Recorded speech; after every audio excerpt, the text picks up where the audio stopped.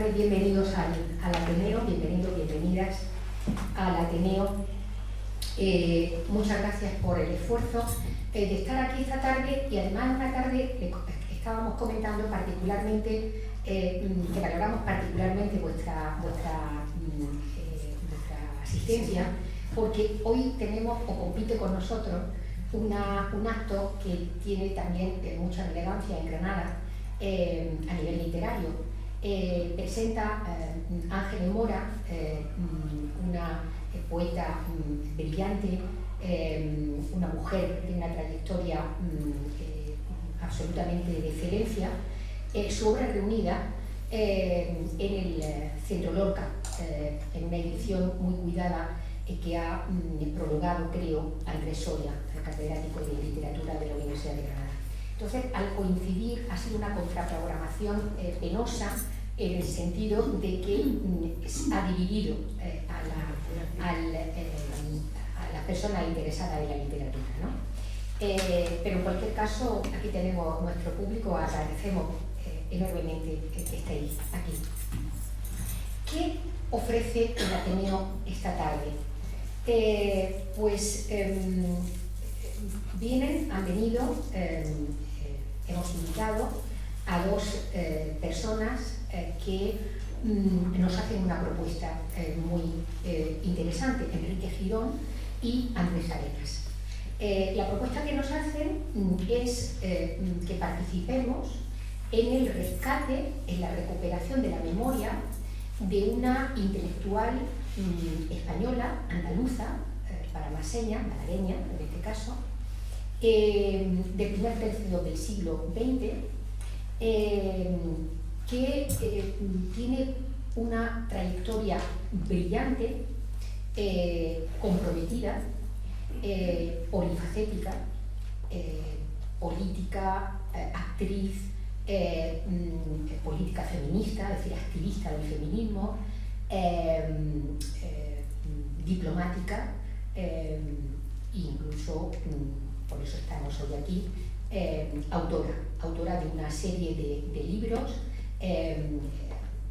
que Andrés y Enrique han ido rescatando del olvido, como de esta forma han rescatado la memoria de Isabel de Oyarzábal, que como tantas otras mujeres de esa época resultaron, digamos, invisibilizadas, olvidadas, desconocidas.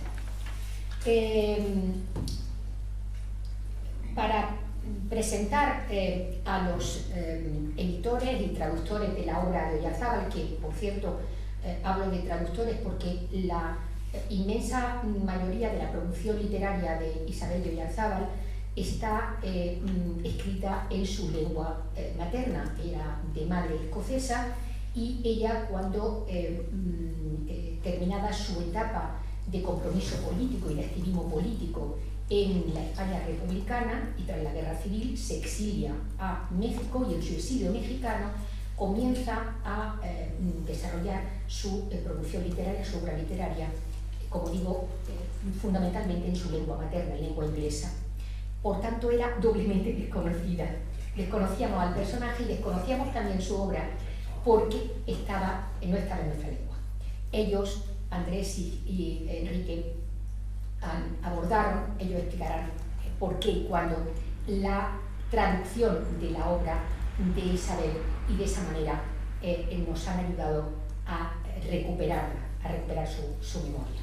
Para presentarlo, digo, está con nosotros, aparte de los editores y traductores, Enrique y Andrés, Andrés y Enrique, mi compañera y amiga María Eugenia Fernández Fraile. Ella es profesora titular, ya jubilada, de didáctica de la literatura de la Universidad de Granada. Es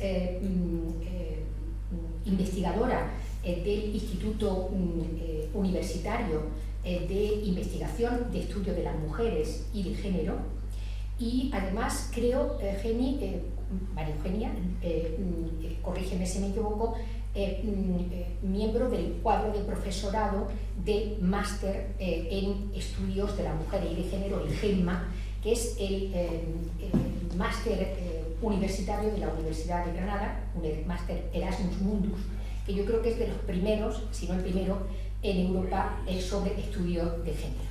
Ella también ha formado parte y forma parte del cuadro profesoral de ese máster. Por tanto, no podía ser un perfil más idóneo para participar en la presentación de esta obra que hoy nos traen Enrique y Andrés, y participar en la recuperación de Isabel de Oyarzábal y del personaje que Isabel de Oyarzábal biografía en su obra, Alessandra Kollontai. Otra mujer pionera, brillante, con un compromiso político revolucionario y feminista en la Rusia también de ese primer tercio del siglo XX, y que además contribuyó de una manera decisiva, Alessandra Kollontai me refiero, a sentar los fundamentos de la teoría feminista. ¿Cuál es la propuesta, como decía, de hoy de Andrés y de Enrique? Pues nos van a presentar una de las obras de Isabel Oyarzábal que han traducido, la biografía de Alessandra Kollontai. No es la única. Esta traducción forma parte de una saga, de una serie de obras de Isabel de Oyarzábal que ellos también han traducido. Concretamente la autobiografía de Oyarzábal en sus dos primeras tomos, Hambre de libertad y Rescoldo de libertad, y después tienen en ciernes casi, digamos, esa primicia, quiero que la den ellos, la preparación, la publicación de otra nueva obra de Isabel Oyarzábal. ¿Quiénes son Enrique y Andrés? ¿Quiénes son los artífices de este rescate, de esta recuperación de Isabel Oyarzábal? Pues ambos, Andrés y Enrique, son licenciados en Filología Inglesa, ambos por la Universidad Complutense de Madrid, y han sido durante más de 30 años profesores de inglés básicamente en un instituto malagueño, en el Instituto Vicente Espinel, y desde ese momento, a lo largo de sus 30 años de trayectoria profesional, han compatibilizado las labores docentes con las labores de traducción literaria. No solamente han traducido la obra de Isabel de Oyarzábal, sino que han traducido de inglés otras obras sobresalientes. Por ejemplo, han traducido a William Morris, Noticias de ninguna parte, han traducido a Herman Melville, Billy Budd, han traducido Pretérita, Memoria de un esteta victoriano, de Ruskin, y también una obra magnífica que presentaron también en el Ateneo de Granada, de Virginia Woolf, Un cuarto para ella sola. Por tanto, tiene una larga trayectoria de traducción literaria.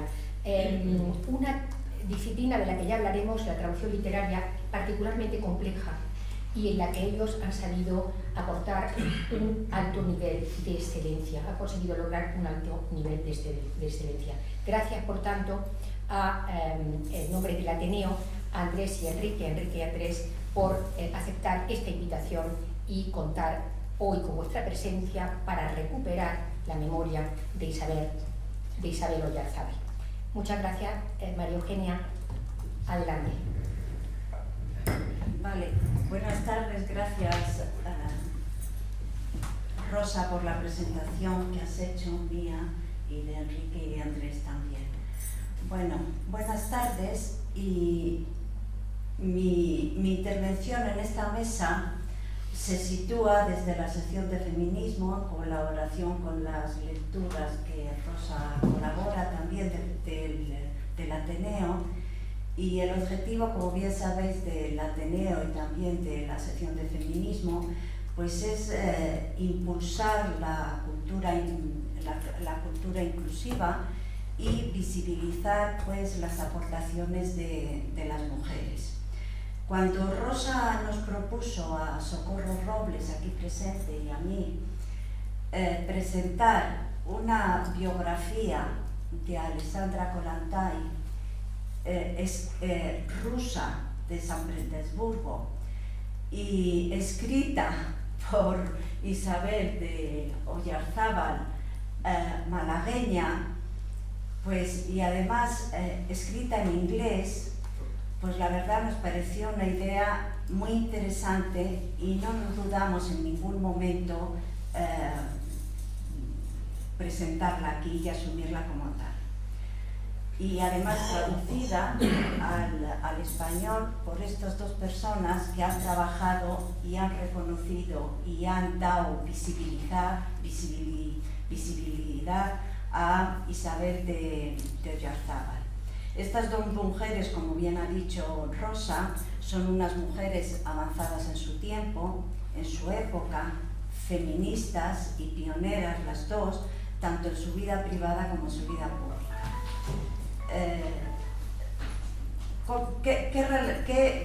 ¿Qué sé yo de estas dos mujeres? Bueno, de Alessandra Kollontai, yo no sé por qué la descubrí, no me acuerdo, en París, en los años 70, era yo muy joven, y tengo este libro, que es Marxismo y Revolución Sexual. Son textos elegidos, escogidos, de toda su obra. Y lo que tengo que decir en primer lugar es que cuando yo leí el libro la verdad es que me impactó por la novedad y por los temas que ella toca, ¿no? Y entonces ella se da cuenta, ellos van a hablar perfectamente porque indudablemente han traducido la biografía que escribió Isabel. Son temas que Alessandra Kollontai a principios del siglo XX plantea y que son de actualidad actualmente. No voy a extenderme mucho, pero simplemente leyendo el índice, pues trata crisis de la familia, la mujer nueva, el amor, porque ella lo que quería hacer, que ellos lo van a hacer, lo van a desarrollar, es luchar no solo por la emancipación económica, que eso lo daba la revolución bolchevique, sino también por la emancipación de la mujer a través de la sexualidad, que ella era un tema, el concepto del amor que le importaba mucho, ¿no? Y que verdaderamente veía que ahí había pues un bache bastante grande. Lo que a Isabel de Oyarzábal, unos trabajos que hice hace tiempo ya sobre las mujeres andaluzas, pues también sabía que existía, que había escrito una serie de novelas, que ellos también lo van a hacer de la misma manera que Alessandra Kollontai lo había hecho, pero lo que no sabía, y ha sido una sorpresa para mí, es la relación entre estas dos mujeres. Que ellos lo van a desarrollar, que son amigas en un momento determinado, que coinciden en Suecia y que entablan una gran amistad entre las dos, ¿no? Y entonces el libro que ellos han traducido es un libro precioso. Yo no he tenido tiempo de terminarlo porque me lo dio Rosa el domingo. Ya sabéis que ha habido una semana ahí de Semana Santa que normalmente desaparecemos, pero os invito a leerlo porque es un libro muy bien escrito, muy bien traducido. Eso también hay que ponerlo de manifiesto, y además es un libro muy tierno, con mucha solidaridad entre las dos mujeres. Lo único que tengo que decir para terminar es daros las gracias por mostrarnos este descubrimiento, que para mí verdaderamente ha sido un honor poder leerlo y unir a estas dos mujeres que verdaderamente, por eso decía al principio, rusa de San Petersburgo y malagueña, con madre finlandesa y madre escocesa, con las dos muy intelectuales, políglotas, porque conocían más de 2 idiomas y 3, y que verdaderamente les cedo la palabra para que escuchemos cómo se conocieron, qué hicieron, etcétera, etcétera. Nosotros nos vamos, María Eugenia y yo nos vamos a bajar a la silla de público, ellos se quedan, pero después, cuando ellos terminen su exposición, abriremos un coloquio para que podamos participar todos. Espero que participemos y que sea un coloquio muy activo. Y al final tenemos ahí la parte de los libros que han traducido y editado ellos, de Isabel Oyarzábal, tanto el que hoy presentan, la biografía de Kollontai, como la primera entrega, el primer tomo de la autobiografía de Isabel Oyarzábal, Hambre de Libertad. Ambos dos libros que son dos joyas, os lo aconsejo. Muchas gracias.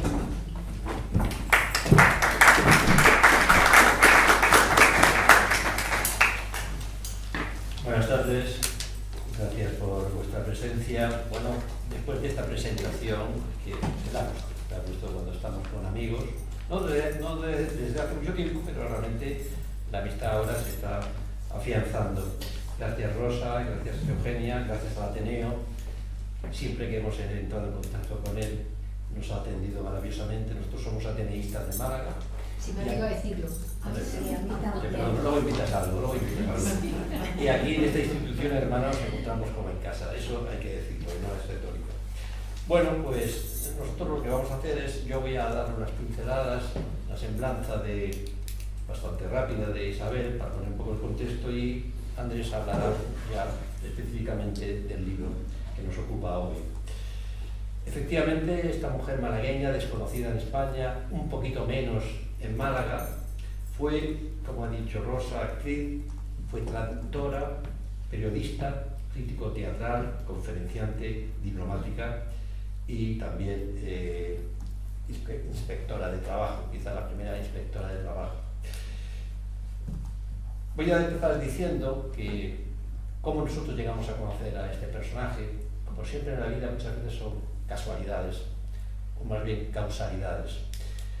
En una exposición en el 2007 en Málaga, auspiciada por el Ayuntamiento de la ciudad, una exposición que se llamaba La mirada recuperada, memorias de mujeres malagueñas.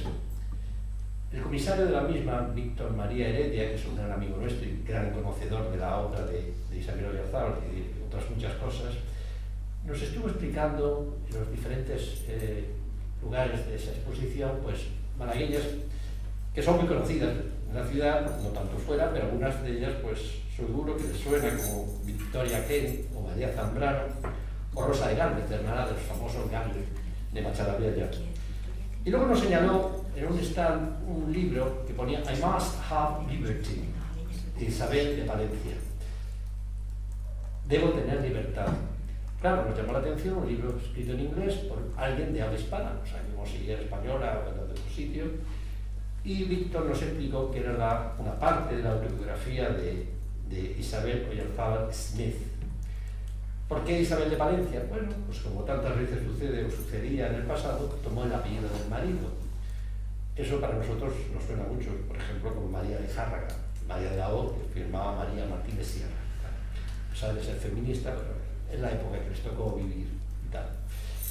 Pues bien, nosotros a partir de ese momento empezamos a investigar, como siempre hacemos cuando nos encargan una traducción, quién era este personaje, y fuimos descubriendo cosas bastante interesantes. Para empezar, Isabel Oyarzábal pertenece a la burguesía, alta burguesía malagueña, emparentada pues, con los Larios, con los Heredia, con los Lori. Tenía familiares pues, muy vinculados con la política.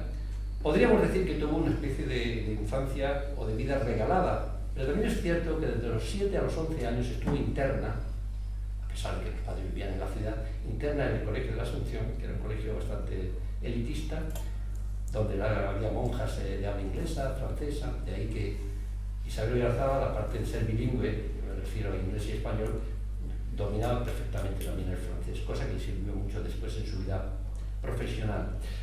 Pues bien, esos fueron los únicos años que recibió una educación reglada, desde los 7 a los 11 años. ¿Cómo es posible que esta mujer después escribiera libros y tuviera esa brillante carrera en muchos aspectos, ¿no? Precisamente por eso, porque era una mujer francamente brillante.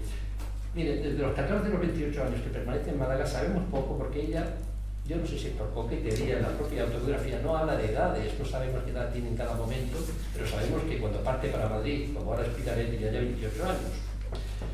Ella, bueno, se dedica a las obras de caridad, asiste a corridas de toro, asiste a fiestas, pero ella no está preocupada por algo que era muy normal, que era conseguir un buen matrimonio, un buen marido.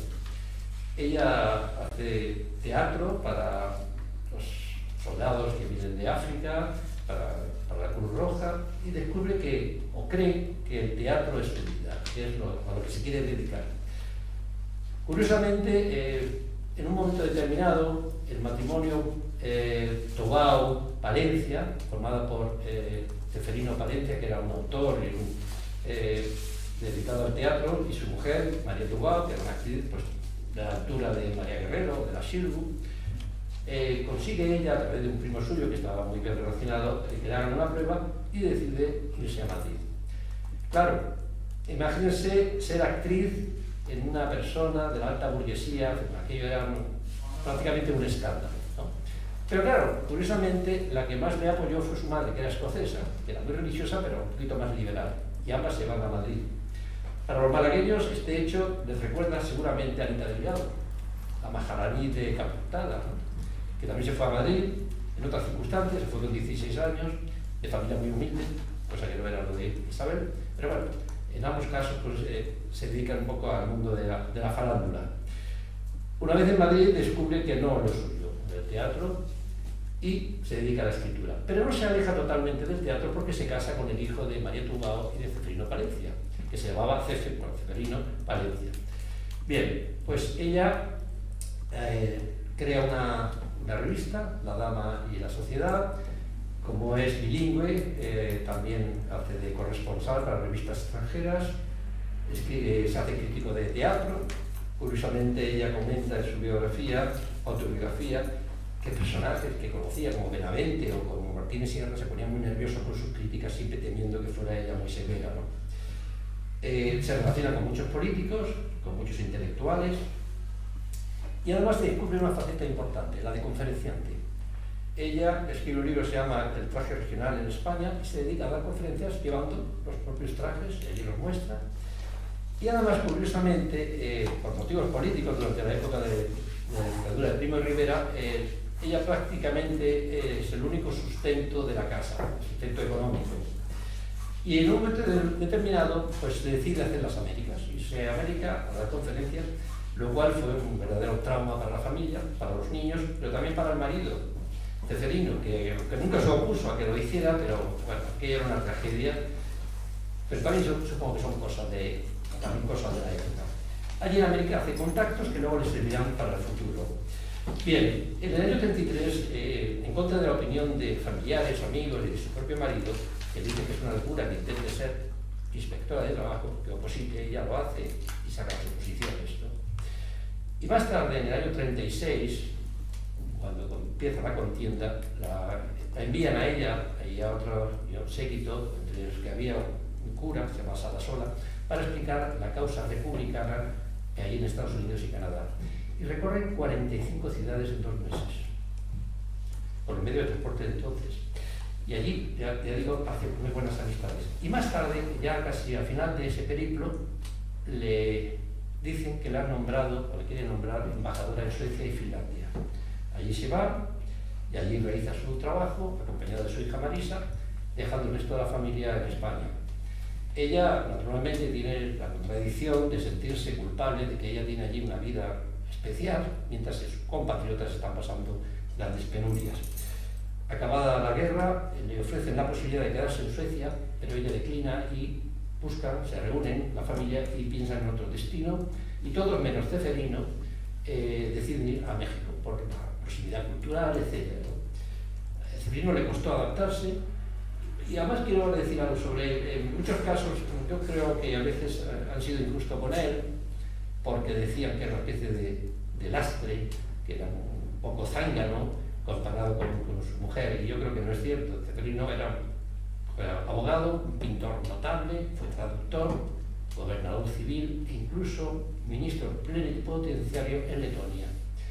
Pero es cierto que le costó bastante adaptarse en México y que el sustento económico de nuevo venía de la mano de Isabel Oyarzábal.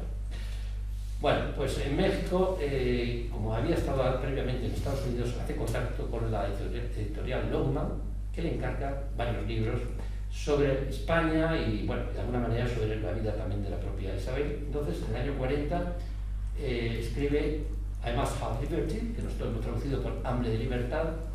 En el 45, Rescoldos de Libertad, que habla del exilio republicano de los españoles.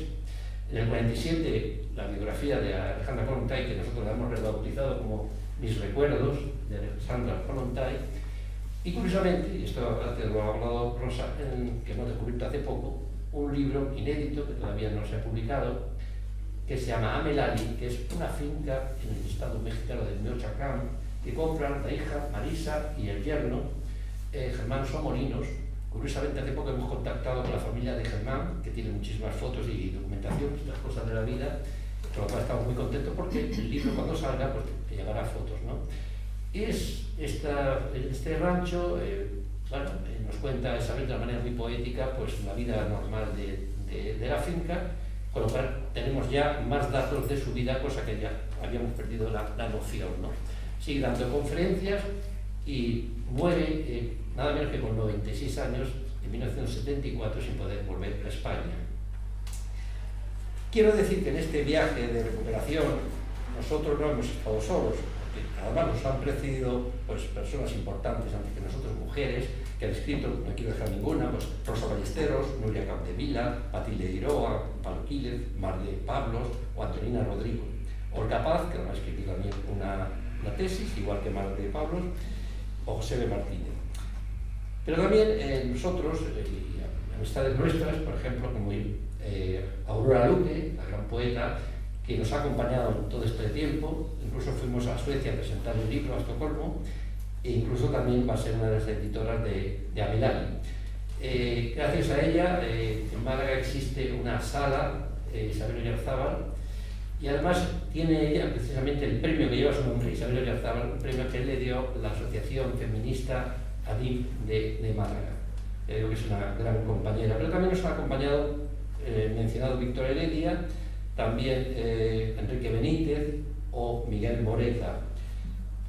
Bueno, pues me van a permitir para finalizar leerles una cosita de Hambre de Libertad durante la niñez de Isabel, que transcurre en Granada, qué mejor sitio que aquí. Y dice lo siguiente: los niños solíamos jugar en los jardines de la Alhambra y coquetear y corretear por los maravillosos salones y patios del palacio, bajo la atenta mirada de mi madre y nuestra ama, desde la mañana temprano hasta que el sol poniente arrojaba un resplandor rosáceo sobre Sierra Nevada. Por allí había otros niños con los que jugar, pero a mi hermano Juan y yo preferíamos la compañía de un morito que vivía cerca y que nos acompañaba por la Alhambra.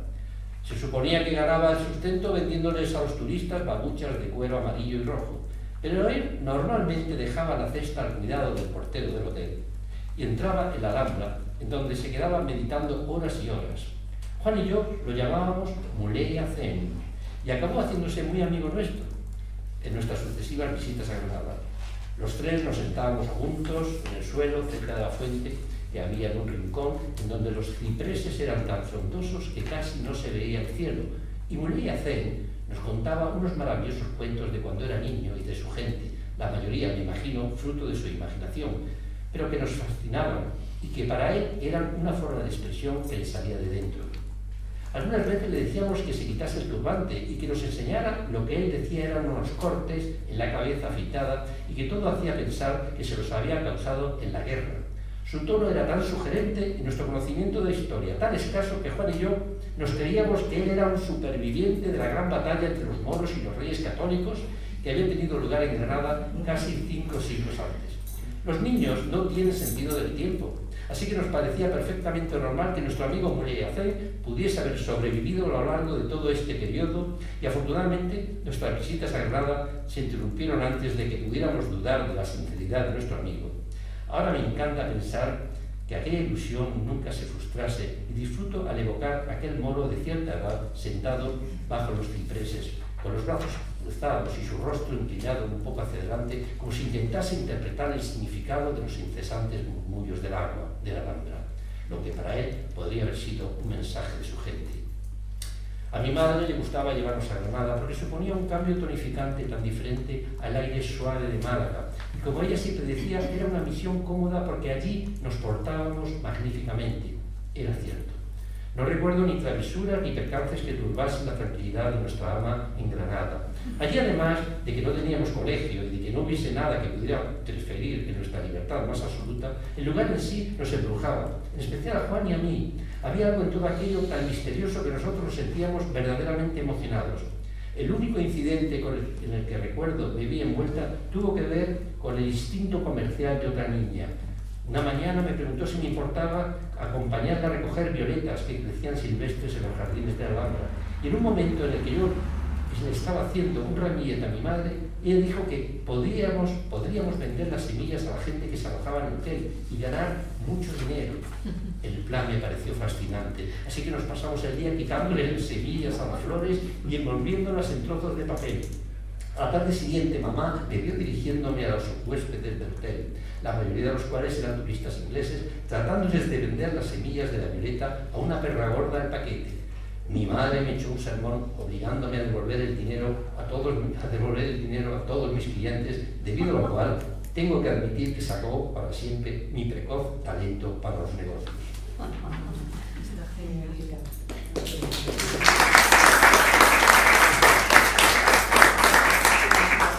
Y sin más le paso los trastos a mi compañero, que por cierto, no he dicho, este libro, mi recuerdo de Alejandra Kollontai, es la editorial Cuadernos del Hambre, que también es de un editor amigo nuestro.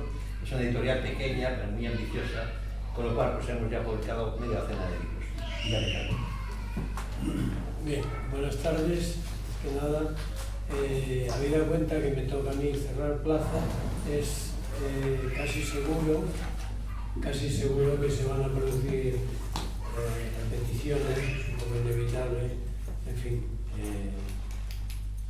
Bueno, empezaré diciendo que esta obra, la obra que hoy presentamos, es más que una biografía estricto sensu, que sí que lo es, en realidad son una serie de recuerdos personales que la autora vierte acerca de una gran amiga en el marco de una época verdaderamente convulsa.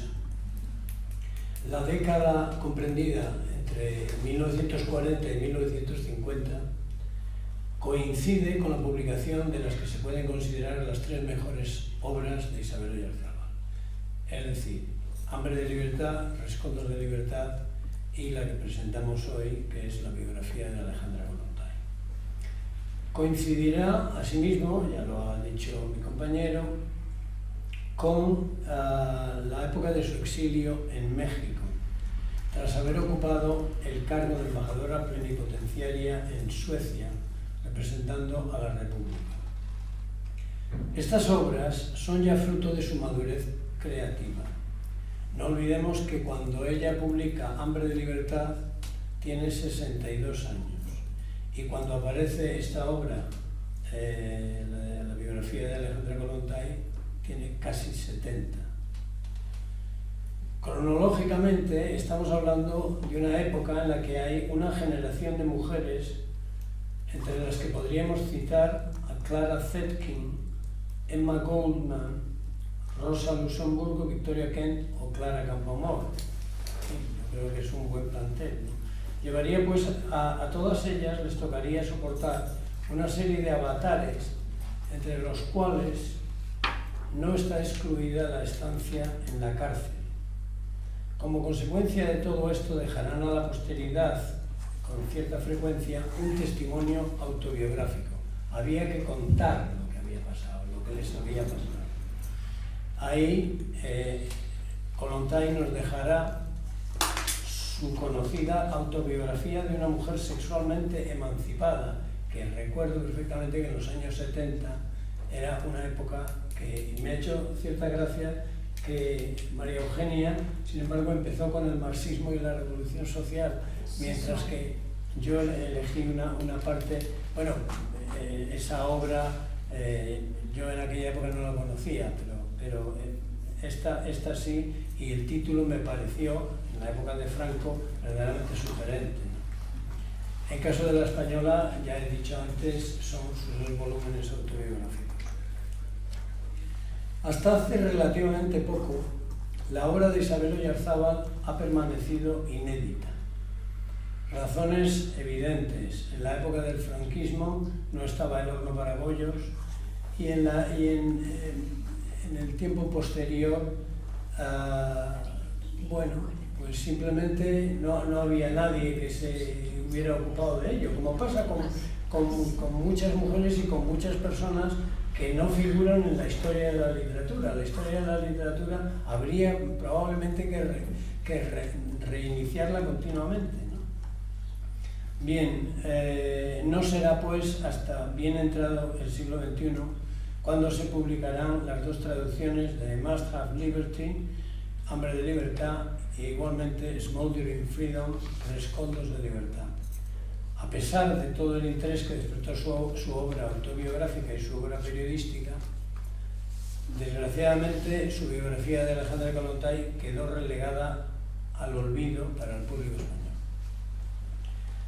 Al tratarse de una biografía escrita por una amiga de la biografiada, puede hacernos pensar que puede haber una falta de objetividad en cuanto a los testimonios vertidos en el libro.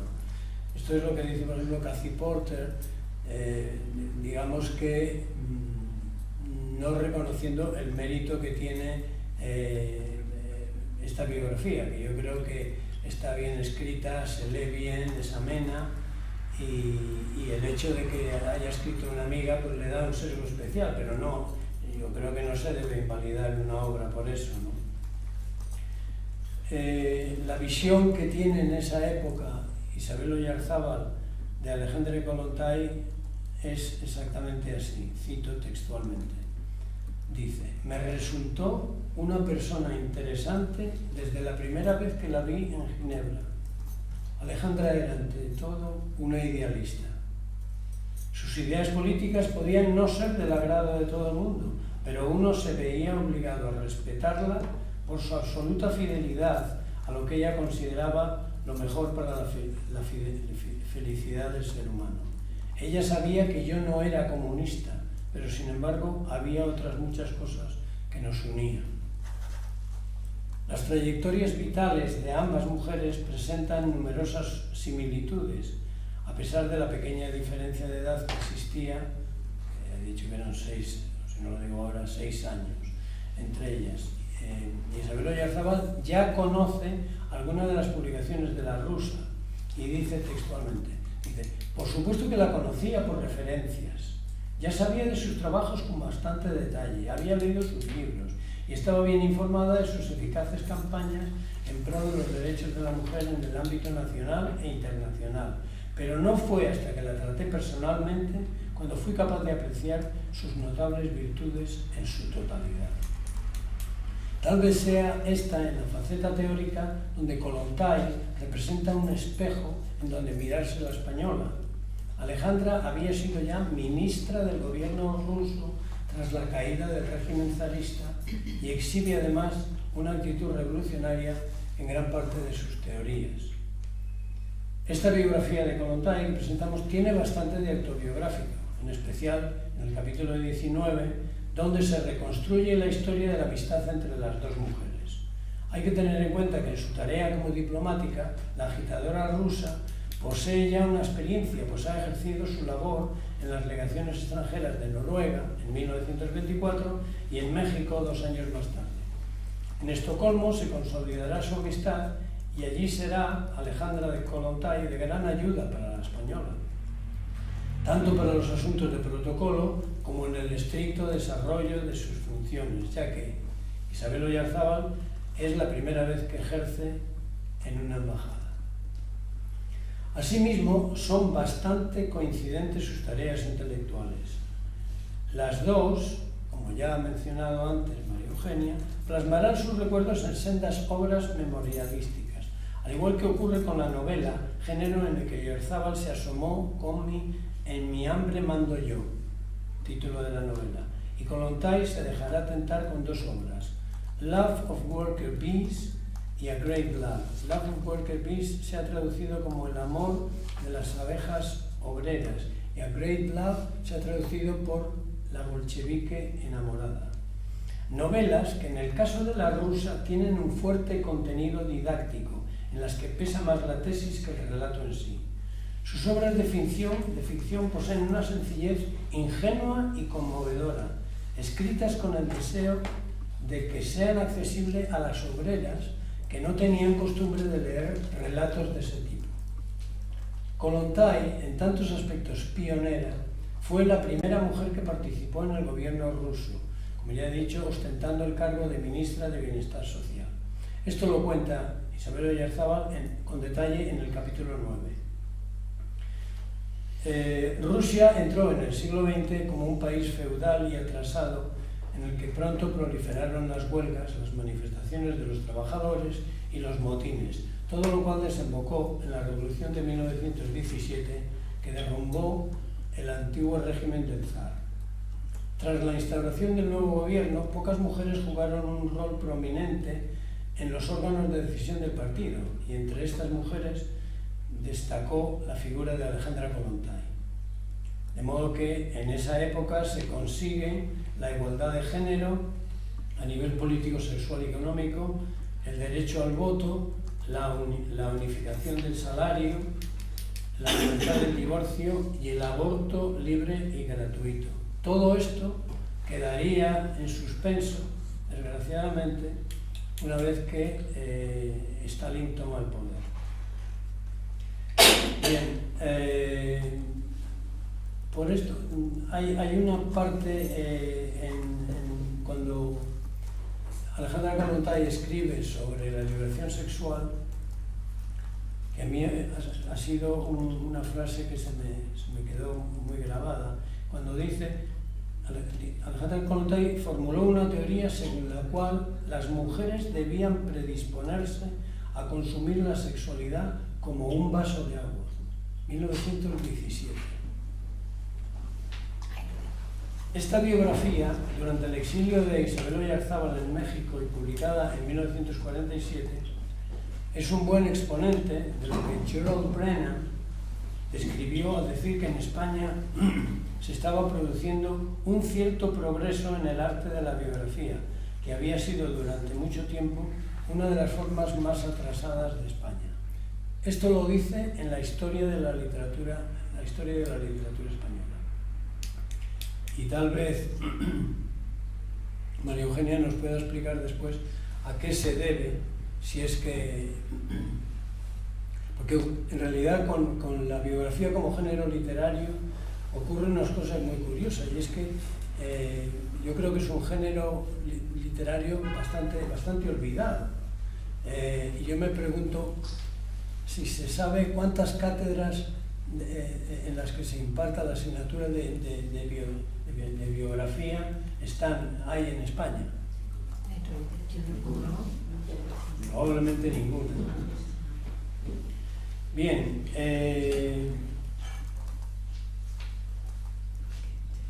si echásemos una mirada retrospectiva a la obra periodística de Isabel Oyarzábal, nos da la medida de su labor pionera en el campo del feminismo.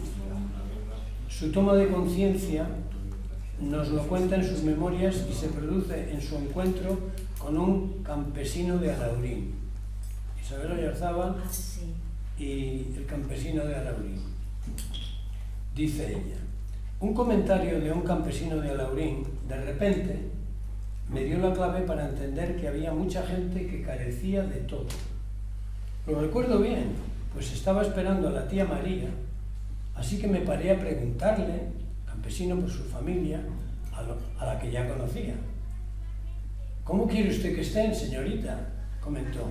Pues tienen hambre, siempre con hambre, todos los días la misma situación, hambre.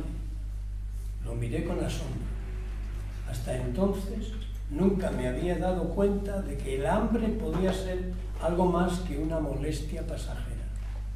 Esto ha sido otra de las frases que leerlas y pegárseme a la cabeza, porque lo cuenta con cierta ingenuidad. O sea, hay gente que pasa hambre, ¿no?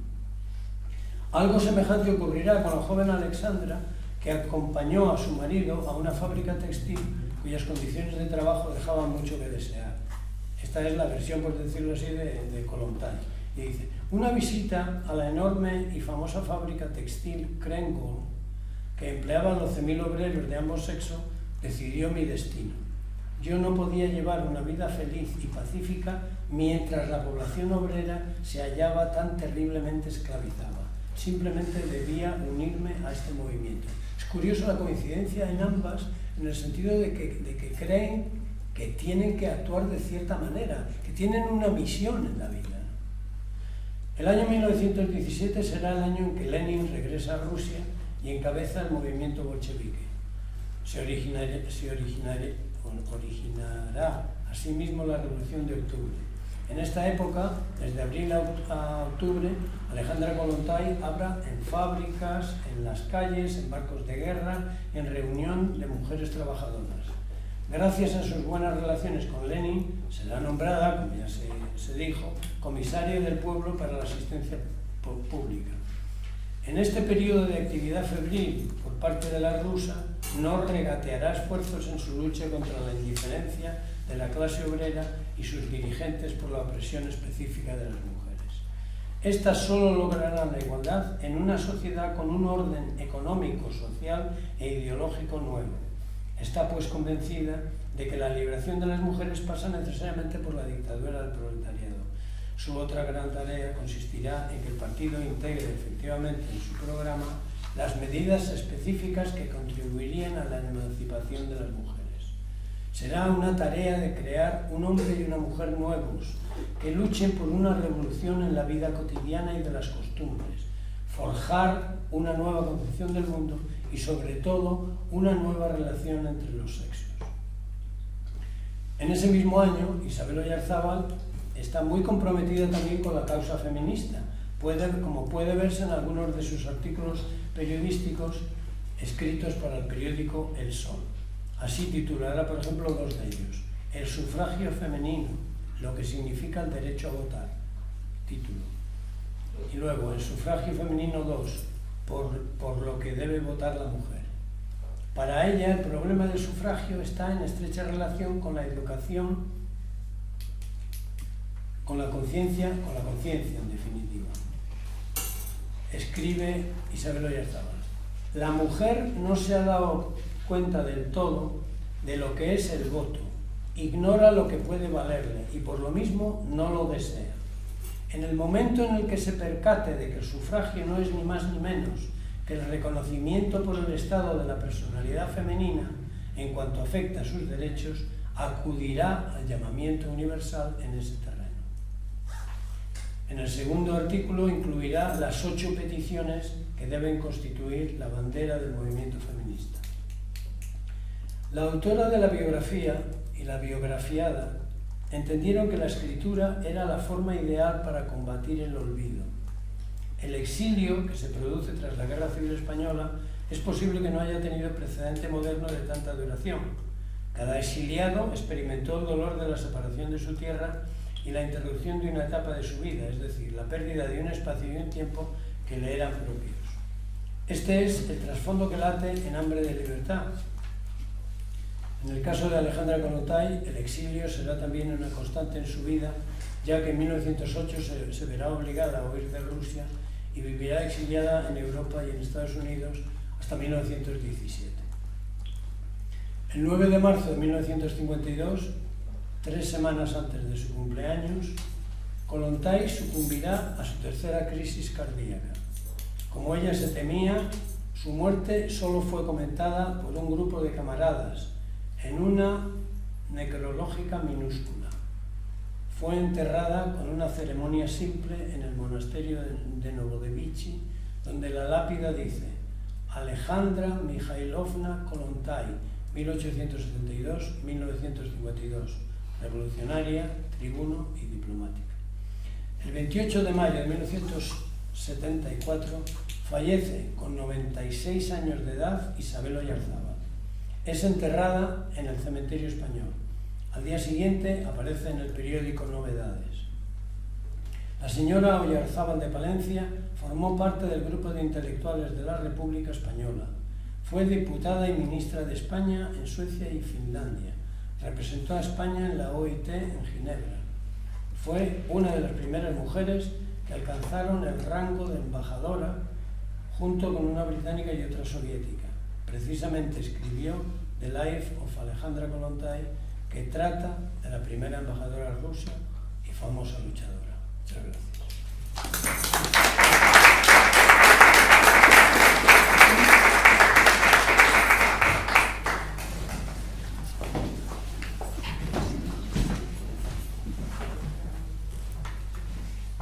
Bueno, como dijimos, abrimos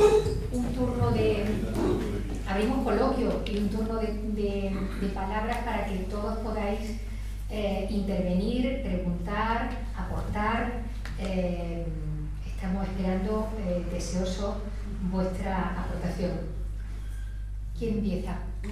Yo quería decir una cosa de Isabel Oyarzábal, que perteneció al Ateneo de Madrid y se inscribió en 1935 como escritora. Es decir, que se me olvidó decirlo antes y quería decirlo, ¿no? Bueno, pues se abre, como ha dicho Rosa, un turno de palabras y a ver qué quiere intervenir. Apostillando lo que acaba de decir, enseguida te dejo, Javier. Añadiendo algo más a lo que ha dicho... ¿Esto se oye? No. Sí. A lo que decía María Eugenia, no solamente fue ateneísta Oyarzábal del Ateneo de Madrid, sino la primera mujer miembro del Ateneo que da una conferencia en el Ateneo de Madrid. Por tanto, es una colega nuestra. Nos sentimos unidas con ella en el tiempo y en esa afición y en ese espíritu ateneísta. Javier. Sí, gracias por la presentación, ganas de leer. Gracias por el trabajo que habéis hecho.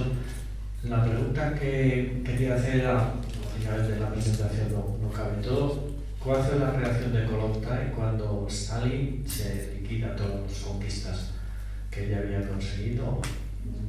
Se exilia, la hace en el vacío, porque hay que entender que ha sido embajadora luego durante el régimen soviético. Es decir, ¿qué relación sigue manteniendo con el régimen soviético? En la propia biografía Alejandra, Isabel, yo creo que como es amiga suya, intenta minimizar, ¿no?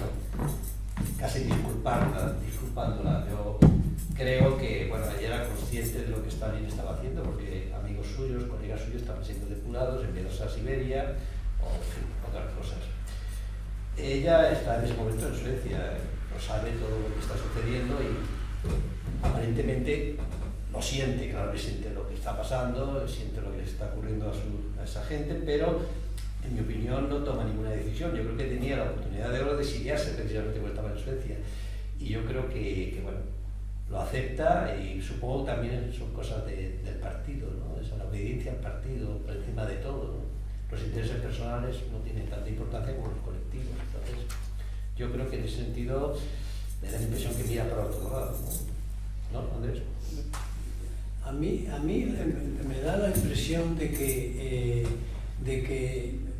ella pide el traslado, por decir, o sea, pide que le manden a embajadora a Suecia, probablemente también como una manera de decir, bueno, voy a alejarme de aquí, a ver si pasa, pero ella sí dice la cantidad de gente que amigos de Alejandra Kollontai que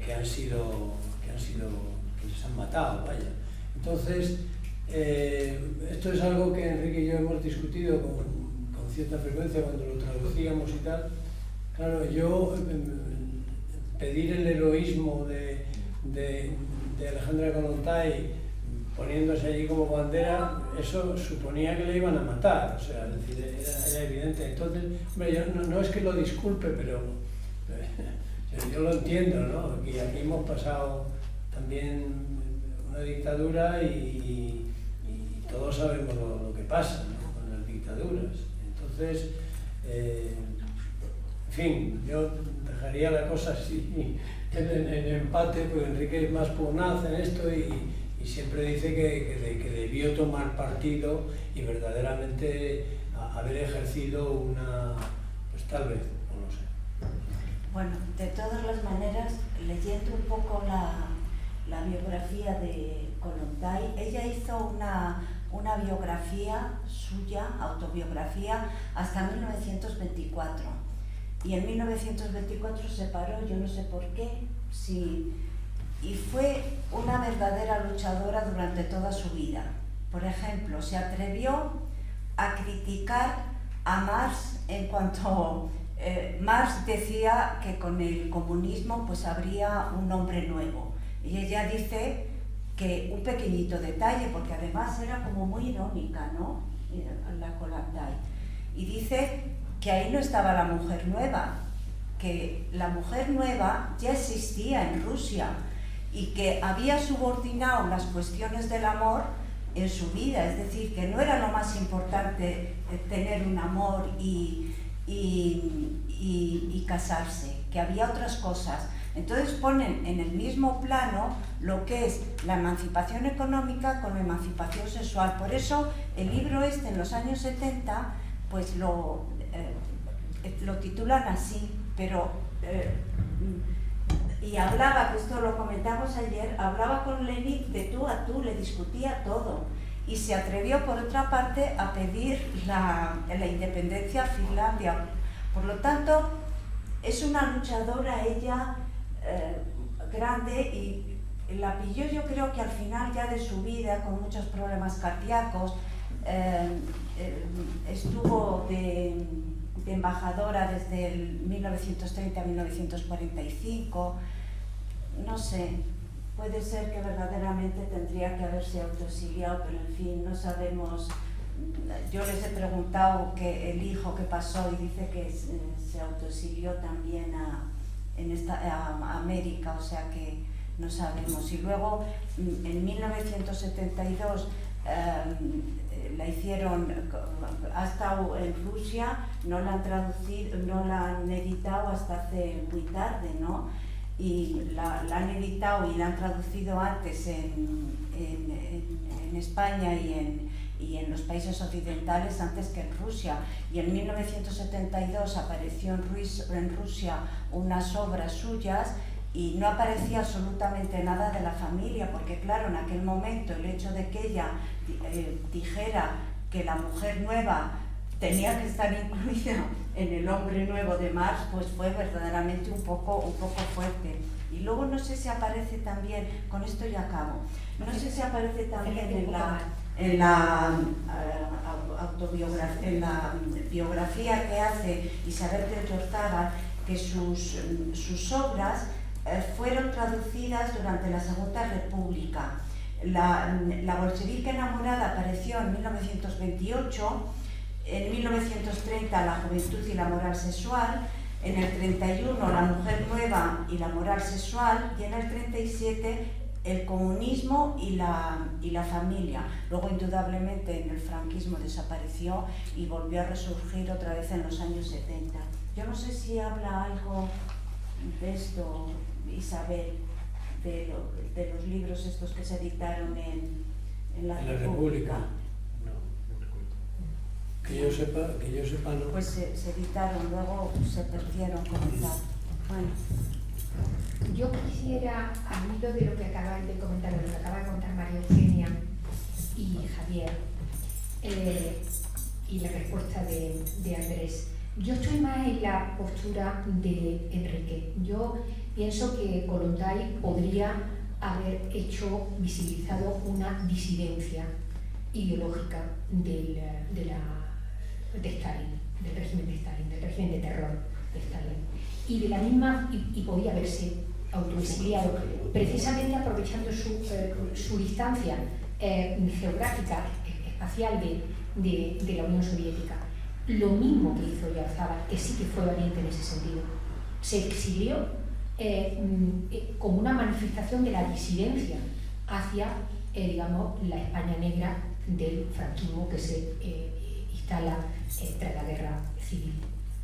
Entonces, ahí me parece que hay una, digamos, contraposición clara de dos posturas.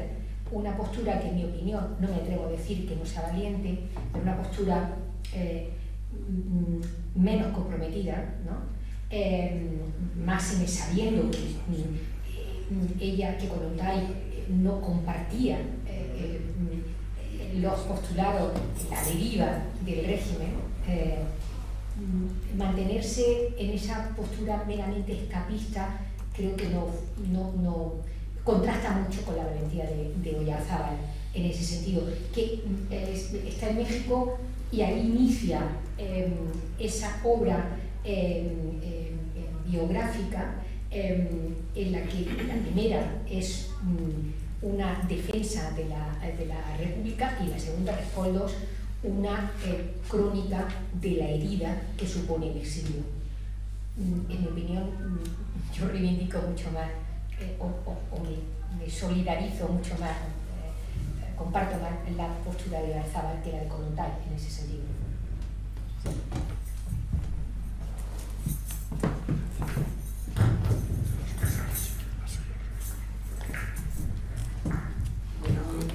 En principio, daros las gracias por insistir de alguna manera en la necesidad de conocer. Isabel, yo la conozco mucho menos, sabía de su existencia, pero Kollontai para mí fue un referente absoluto en los años 70.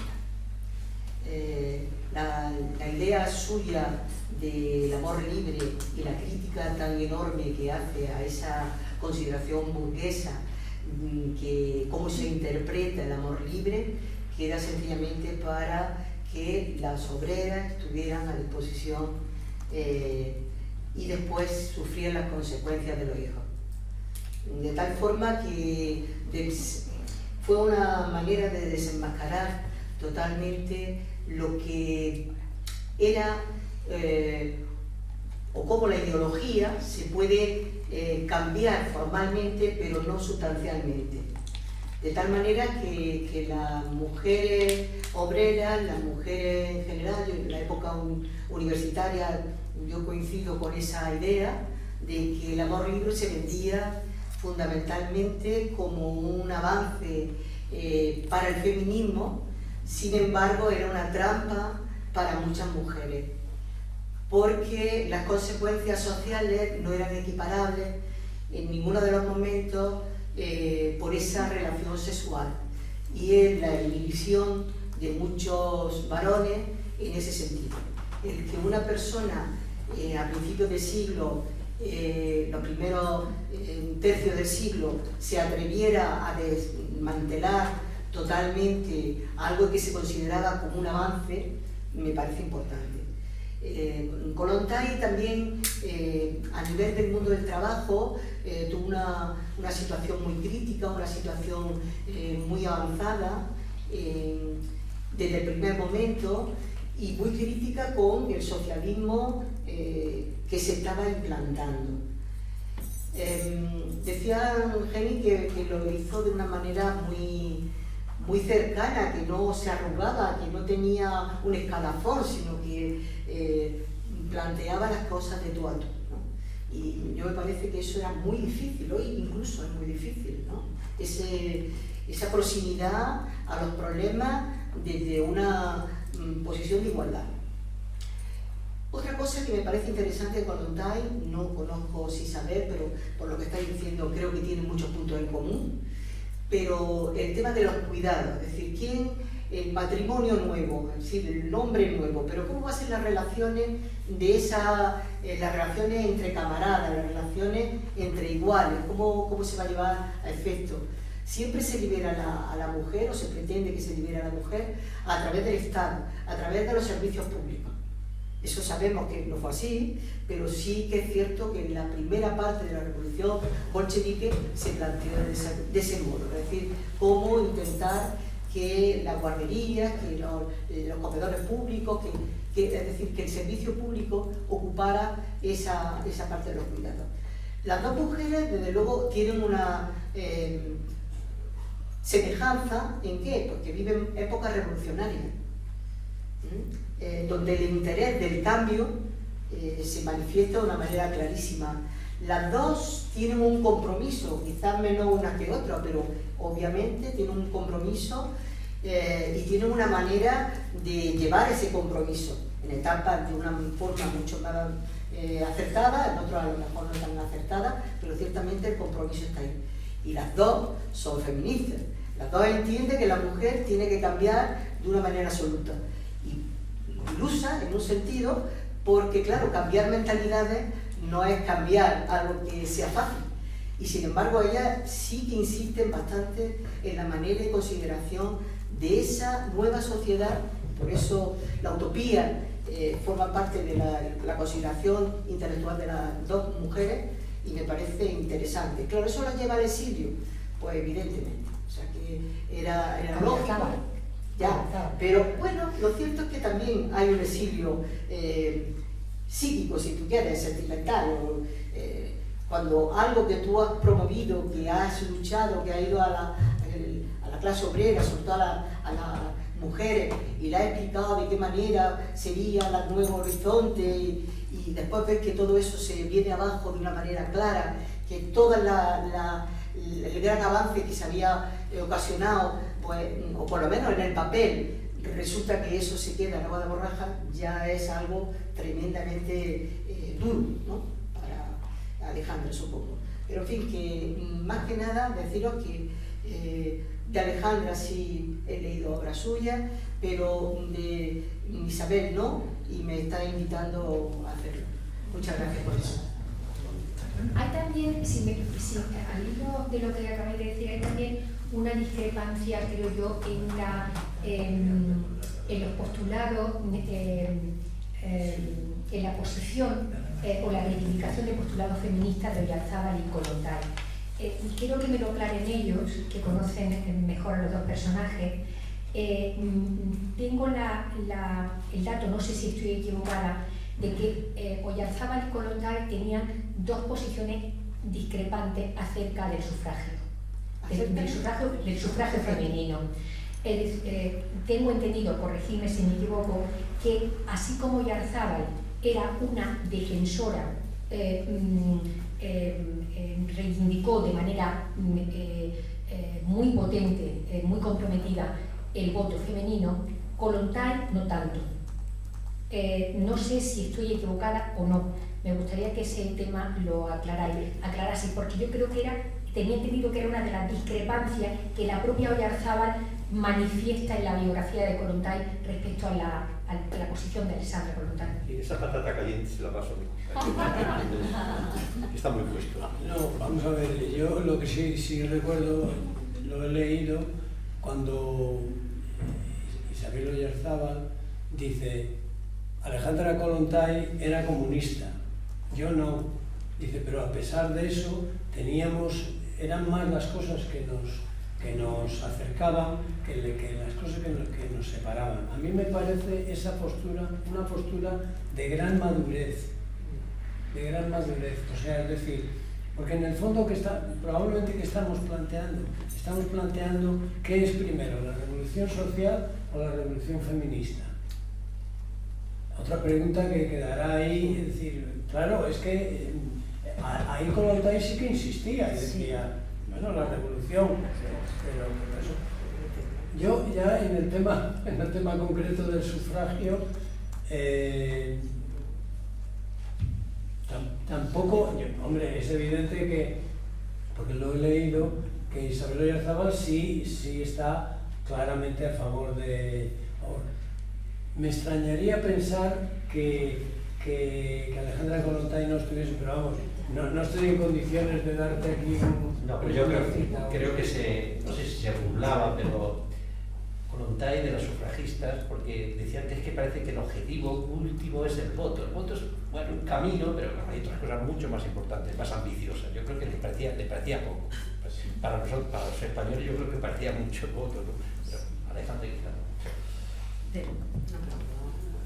Pero ella estuvo mucho tiempo, estuvo viviendo y con las sufragistas también en Inglaterra.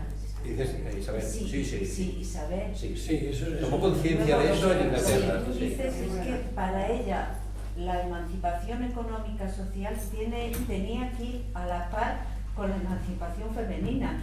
De ahí también los problemas que tenía con respecto a los conceptos que tenía Marx y Lenin. Para ella no decía primero la económica y luego lo otro, no. Ella decía, están en un mismo plano y las dos se tienen que desarrollar. Por eso criticaba más con lo de el hombre nuevo. Decía, pero el hombre nuevo es la especie humana, pero en la especie humana está la mujer, por lo tanto no tiene que ir el hombre nuevo separado de la mujer nueva, es decir, esa parte, que todavía existe esa diferenciación. ¿Alguien se anima? Bueno, que quería... Si yo tengo en cartera aquí 6 o 7 preguntas. Dispara. Espera, si me permite, luego le encadenas sí, venga, Javier, que respondan adelante. Hablando de divergencias entre ellas o complementariedades, en cuanto a la cuestión del amor libre y lo de la concepción de lo que dice la frase que has citado, de concebir el acto sexual como beber un vaso de vino, de decir agua. Isabel Oyarzábal mantiene esa posición también, la Constitución también estarán de acuerdo, a ver en este sentido. Era más conservadora desde ese punto de vista, ¿no? Claro, o sea, las dos eran de extracción burguesa, porque Andrea Kollontai, el padre, era general, era un alto rango militar, ¿no? Sí, ucraniano. Sí. Entonces, yo creo que tenían sus puntos de divergencia sin ninguna duda. O sea, lo que pasa es que a mí se me hace que Isabel Oyarzábal sí que admiraba, sentía cierta admiración por el grado de compromiso que tenía Kollontai. Revolucionario, sí. Sobre todo lo que estaba, volviendo a esto del amor, que se me ha quedado un poco atravesado, es en lo que estaba en contra era de Kollontai, era esa concepción del amor romántico, que ha sido tan importante en la literatura y que se ha escrito siempre a las mujeres.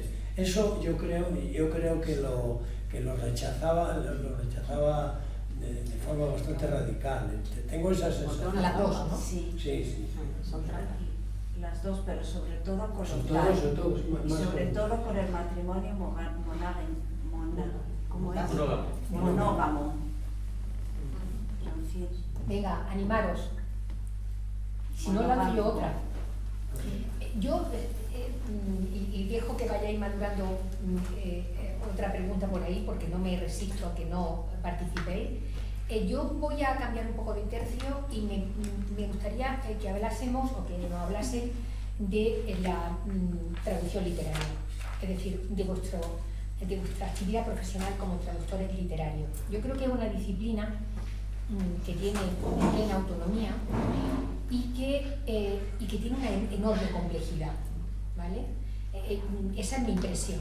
Ayer, hablando de la preparación un poco que tuvimos del acto, de la presentación de hoy,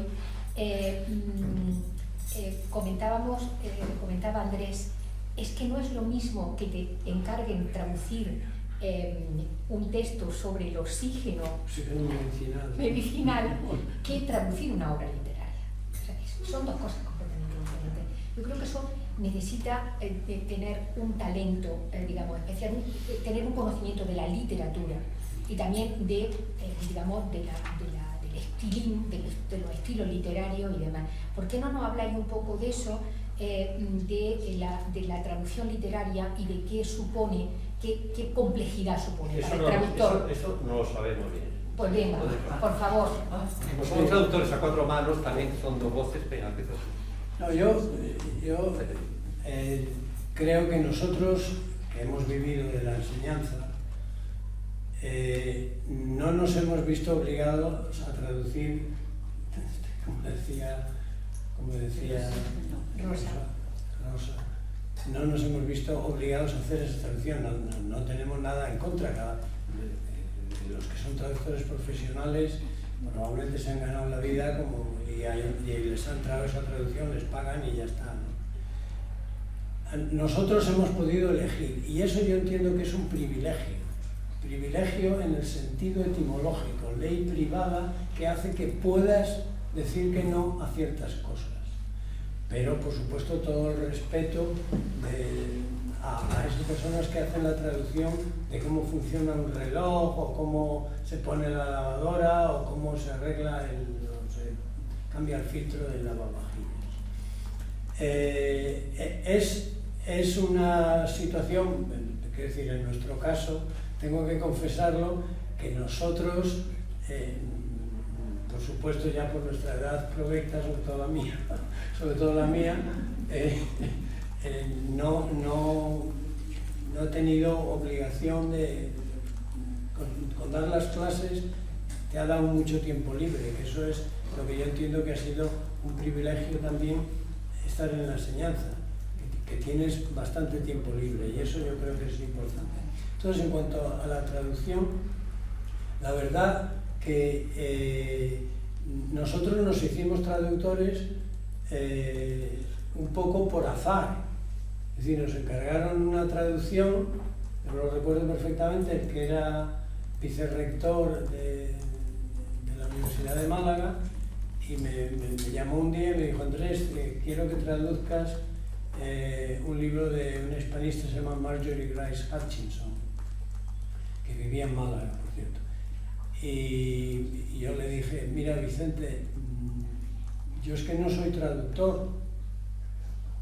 Y me dijo: ¿pero tú sabes inglés o no? Y me algo habré aprendido en la carrera, muy burro que sea, algo habré aprendido. Y me dijo: pues si sabes inglés, tradúcelo.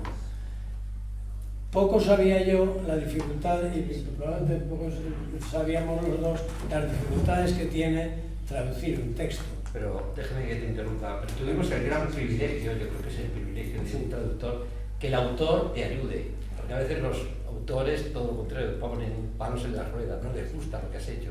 Esta señora, muy joven, de 92 años, con una cabeza perfecta, con ella nos reuníamos todas las semanas y revisábamos cada capítulo que íbamos traduciendo. Entonces la señora nos daba el visto bueno, por lo cual es una gran ventaja.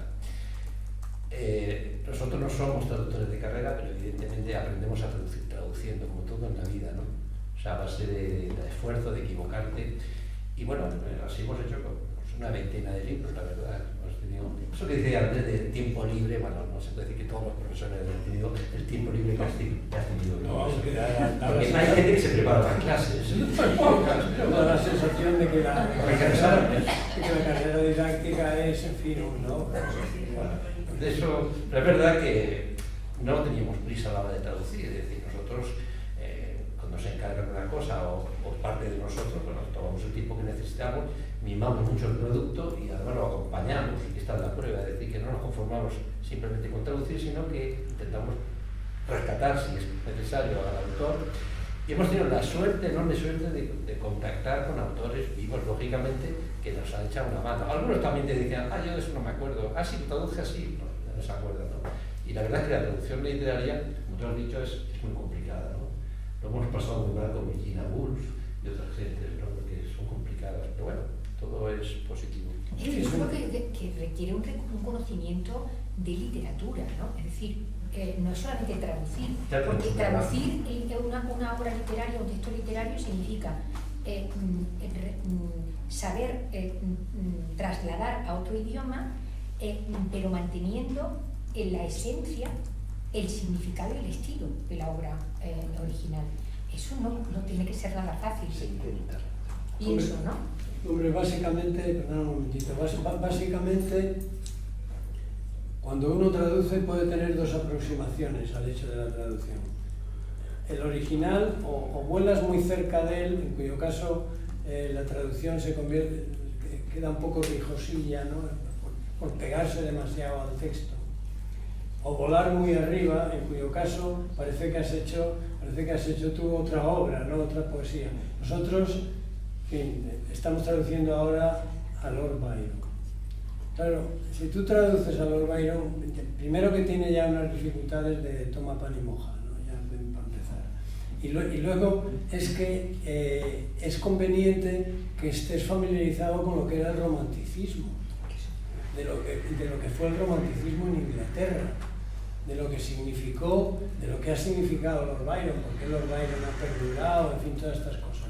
Todo eso ayuda al traductor, independientemente de que ya se da, ça va de soi, que tú conoces ya la lengua de partida y la lengua de llegada de una manera suficientemente perfecta, porque si no es complicado. Les aseguro que una vez que uno se ha metido así en el campo de la traducción, cuando uno lee un libro, cuando ve un libro que está bien traducido, es una sensación de lo más placentero. Sí. Pero lo contrario. Lo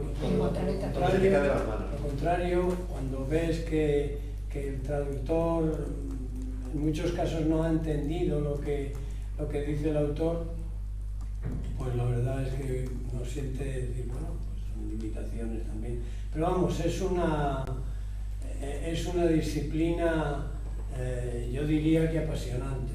O sea, los retos, lo hará uno mejor o peor. Bueno, pues ahí está lo que es la historia de la traducción, es una... O sea, probablemente la cultura no sería lo que es hoy en día sin la traducción. A la traducción le debemos muchas cosas. Y veis, no sé si tiene alguien pedida. Bueno, yo quería una curiosidad, vamos. Bueno, os voy a preguntar una cosa que cuando vais hablando, perdón. Sí, que quería preguntaros algo que me asalta cuando empezáis a hablar de la parte docente, ¿no? Yo considero, Andrés, que en fin, que el tiempo que tenemos los enseñantes no es tanto, pero bueno, cada uno pues supongo que lo hará a su manera. Tú seguro que eres una profesora mucho más profunda que yo. No sé, no diría yo eso, pero bueno, que es verdad que una pregunta, vosotros empezáis a traducir estando de docente. Sí. Y la pregunta sería, ¿eso ha repercutido de alguna manera en vuestra docencia? Es decir, suponte, no, porque eso es posterior, pero la idea es esa. Tú estás trabajando en algo que te apasiona, en algo que está aportando, está ensanchando, está haciendo latín, está haciendo que una lengua de pronto pues, sea otra y otra y otra, eso hace el traductor, ¿no? Digo que eso al alumnado, como de alguna forma lo llevaste o eran dos vidas paralelas que no había conjunción. Hombre, yo en concreto, el caso de Enrique es un poco distinto, yo en concreto es que desde que entré en el instituto pedí el nocturno. Es decir, que empezaba a trabajar a las 7 por eso dice que lo empezaba a trabajar a las 7 de la tarde. Claro. Aunque le dedicase algo a la preparación, seguramente no tanto como tú. Pero bueno, quiero decir que todas las he tenido muchas mañanas libres. Entonces, en realidad, cuando empezamos a traducir, pues decimos, bueno, ¿qué hacemos? Porque si hay horas libres y tal, y bueno, pues hacer alguna cosa que tenga algo de creatividad, ¿no? Eso nos llevó a meternos en esta aventura y luego esta idea que ya he comentado antes de traducir cosas que sean causas nobles, que tú digas, bueno, pues es una autora que merece la pena conocerse, es una feminista, es una mujer muy interesante, pues vamos a darla a conocer, ¿no? Por darle un poco el sentido, ¿no? Bueno, yo me voy a Perdona, los alumnos no se enteraban de vuestra... No, lo que pasa es que en muchos casos sin querer, cuando enseñas un idioma, también le das más importancia a la traducción, porque en realidad es lo que estás haciendo tú, ¿no? Quiero decir que...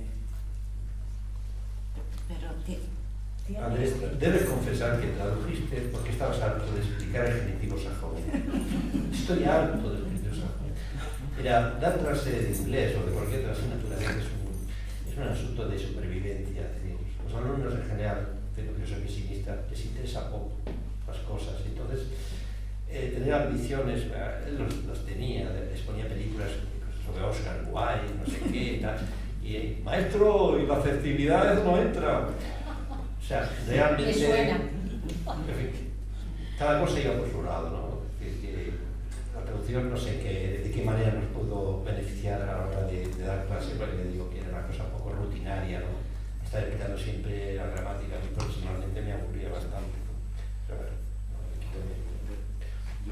Yo diría que ante todo mantuvo la lengua viva, porque uno de los grandes peligros o problemas del profesor de idioma del instituto es que como no vayas todo el año al país se te va olvidando la lengua, pero al menos mantener la lengua viva para poder dar la clase correctamente, o sea que claro que se servía.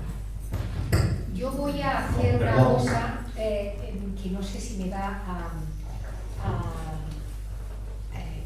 castigar por eso, pero acaba, o sea, está entre el público una amiga, compañera, brillante también, profesora de inglés y traductora de literatura inglesa, Miriam López Burgo, y no sé si le gustaría aportar algo de su experiencia también en este campo y compartirla con nosotros.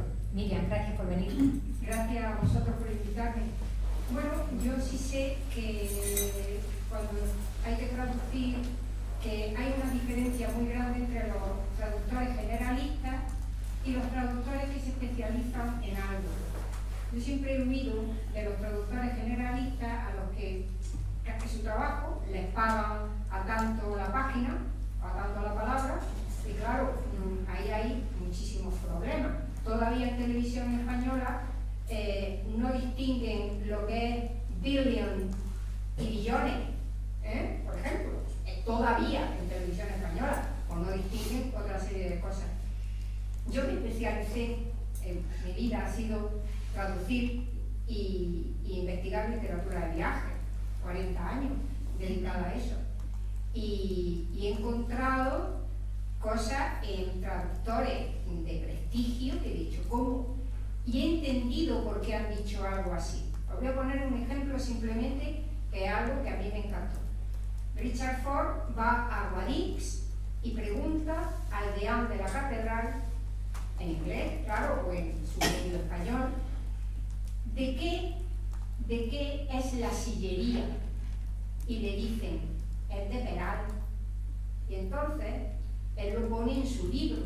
El traductor de Turner, a que le pagaron bastante, por cierto, por hacer la traducción, dijo, Richard Ford va tal, y la sillería es de madera de Peral. Es de Torcuato Ruiz de Peral. Y como esa, a mí me ha compensado la cantidad de horas de soledad en la traducción, porque son horas muy solitarias, y escribir uno y otro y buscar libros del siglo XIX donde no sabes si la vinca pervinca o tal árbol, o cuando los ingleses hablan de olmo y aquí son encinas, etcétera, etcétera. A mí, cuando encontraba alguno de esos gazapos, me ha compensado todo. Y os he puesto este ejemplo porque para mí, cada vez que ahora se habla de la escultura de Peral, digo, no es de madera de Peral. ¿Pero por qué lo sabía yo? Porque yo sé que con la madera de Peral no se puede esculpir, no se puede tallar, la madera de Peral no se puede tallar. Y porque yo conocía a Torcuato Ruiz de Peral. ¿Qué es lo que hace falta?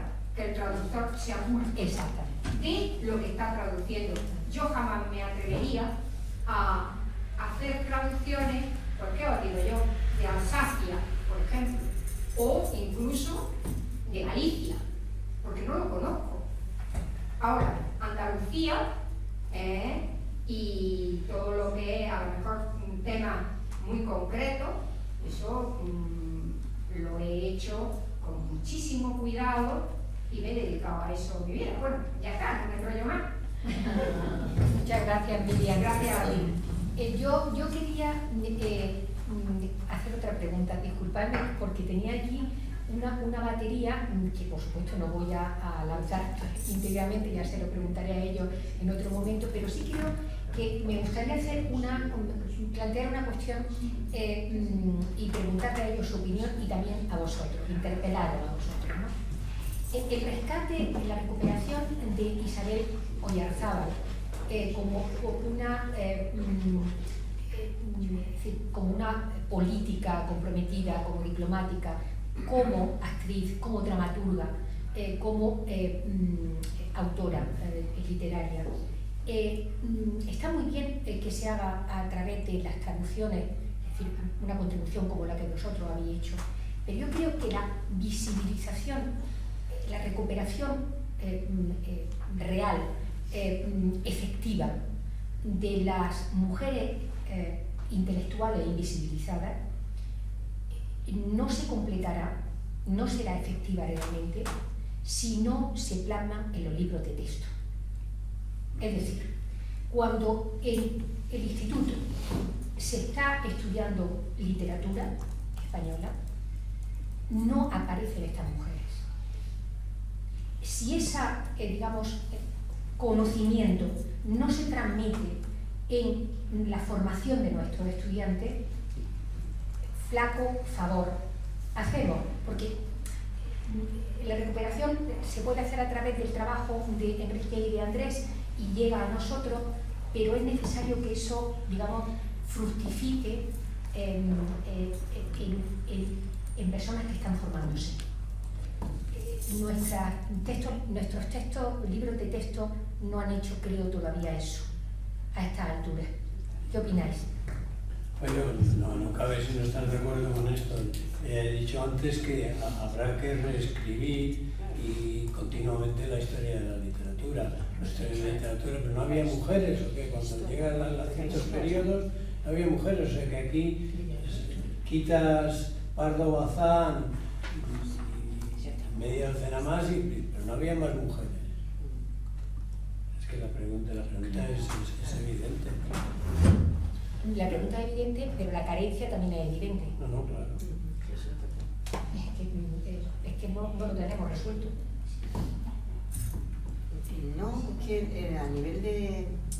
A ver, tú puedes hacer una ley, pero si el profesorado, que digo que muchas veces creemos que porque se legisla en un sentido, hace falta que los libros de texto vayan incluyendo, pero si después, te digo, en una prueba que puede ser la antigua selectividad o la actual, si eso no va a entrar nunca, pues ese comentario, y si no sale para que estudiarlo, o esa desidia, hay que poner medidas positivas, de acción positiva.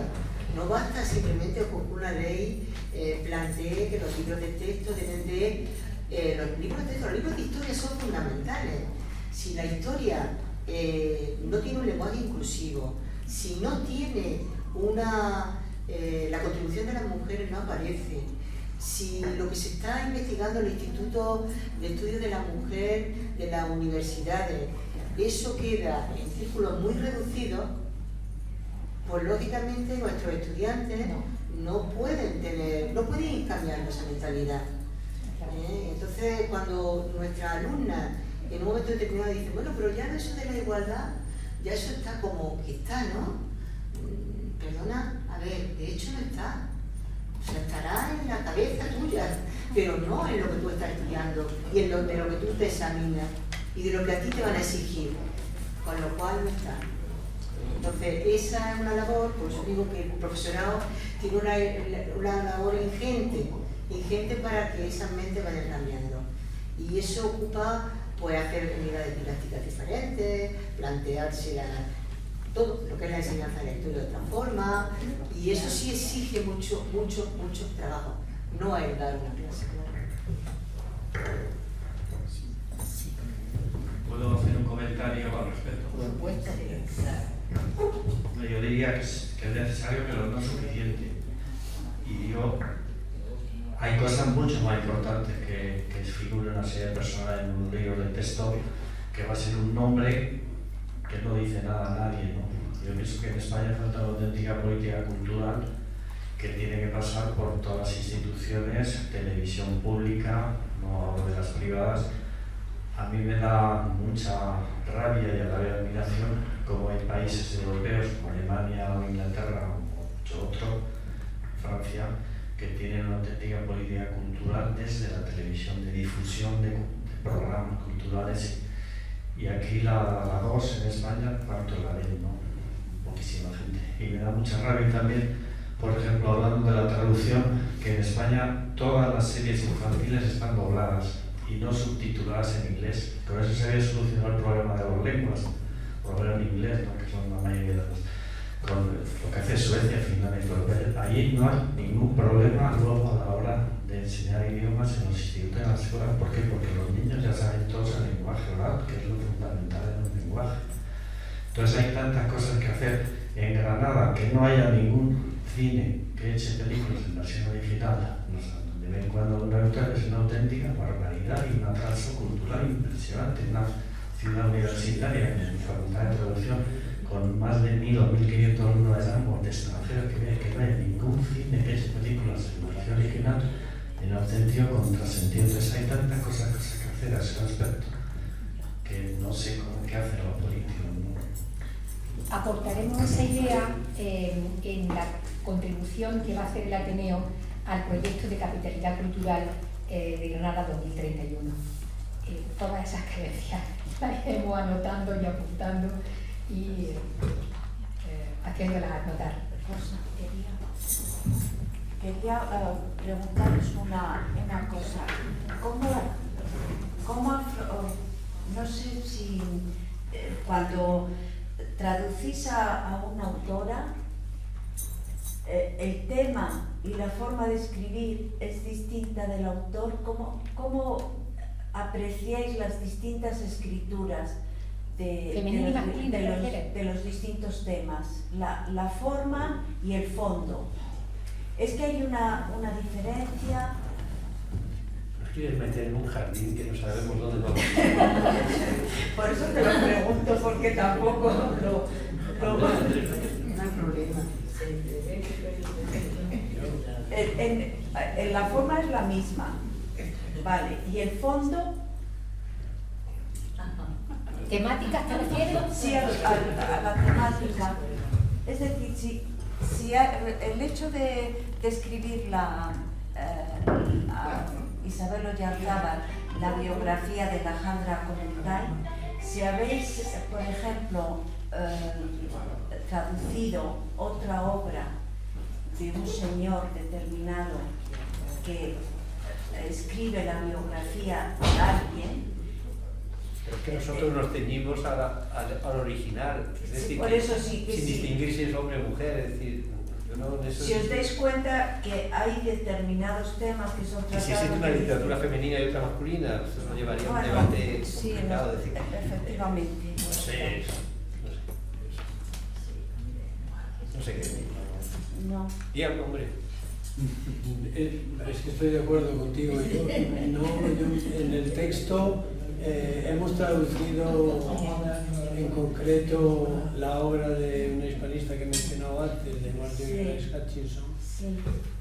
Y recuerdo, como ha señalado Enrique, después de cada capítulo ella nos hacía algún comentario y no recuerdo que hiciera ningún comentario, digamos, en el que corrigiera lo que habíamos pensado, ¿no?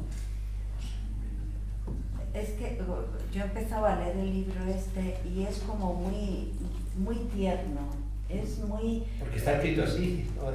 Claro, No hemos hecho nada especial. Sí. No sé. Eso, la conclusión la tiene que sacar el propio lector, ¿no? Es igual que si ves una película, no sabes si el director o directora, al final, esto ha sido una mujer porque tal, el piano, la película del piano siempre es una mujer, no lo sé. Una vez que ya lo sabes, es complicado. Un debate complicado. Lo dejamos así. Sí, sí. Yo quería poner simplemente un ejemplo que me ha sugerido lo que decía Miriam, lo cuento rápidamente. Esto habla de ello José Luis Borges, que conocía el inglés perfectamente. Dice Borges que la traducción que se ha hecho tradicionalmente de la obra La importancia de llamarse Ernesto está insuficientemente traducido, está mal traducido. Porque el título. Porque en el original, Importance of Being Earnest tiene el significado como adjetivo y como nombre. Entonces, en español eso, si traducimos la importancia de llamarse Ernesto, se ha perdido. Y él sugiere la importancia de llamarse, de ser severo, porque severo es nombre de persona y es nombre de... y es adjetivo también. Es un ejemplo claro de cómo muchas veces... Ahora, ¿qué es lo que pasa? Que la inercia cuenta mucho en la traducción. Es decir, nosotros hemos traducido a Room of One's Own, tradicionalmente se ha traducido una habitación propia. Nosotros hemos optado por un cuarto para ella sola. ¿Por qué? Para que no hubiera duda. ¿Sabes?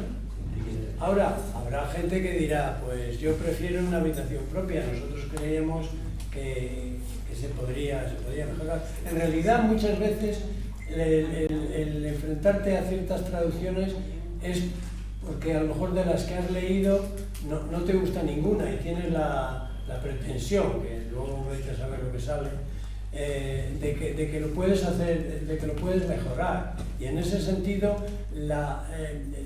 digamos que la historia de la traducción en España pasa por momentos en los que no se ponía ni el traductor.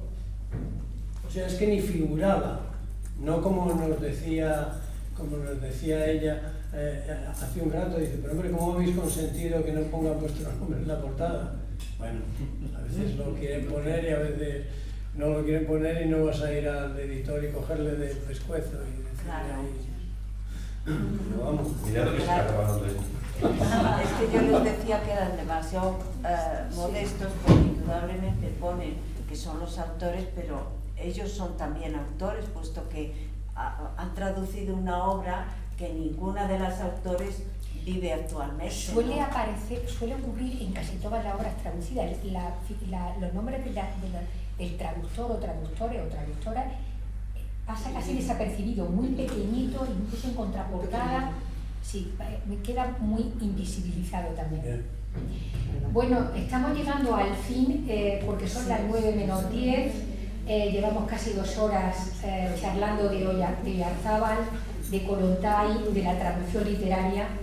Y no sé si alguien quiere aportar una última idea, una última pregunta para inmediatamente después ya cerrar este coloquio y este evento al que por supuesto damos mucho, agradecemos mucho que hayáis asistido. ¿Alguien más? ¿No? Bueno, a mí me ha gustado el título que habéis puesto. Os habéis alejado del original, no es una biografía, pero como decíais que era amiga, pues para plasmar que es una amiga la que hace la biografía.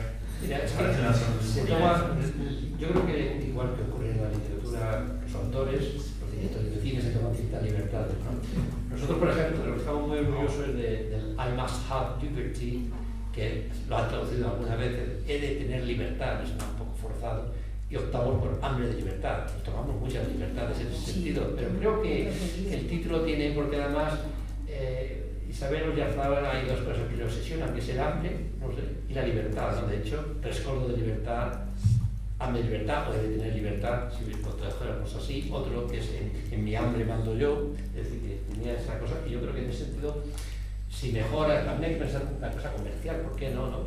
Porque hambre de libertad tiene más fuerza que he de tener libertad, me parece. ¿Algo más? Pues entonces os recuerdo que en esa mesa que hay a la derecha tenéis ejemplares de dos de los libros que han traducido Enrique y Andrés, tanto el libro del que no habla hoy, Mis recuerdos de Alessandra Kollontai, como la primera entrega de las memorias de Isabel Oyarzábal, Hambre de libertad. Son dos libros absolutamente deliciosos, extraordinariamente bien escritos por la autora y extraordinariamente bien traducidos por los traductores. Por tanto, ahora os animamos a que, si queréis llevaros, leer esa obra. Tenemos aquí a los autores, a los traductores para que os la firmen. Muchísimas gracias por vuestra asistencia.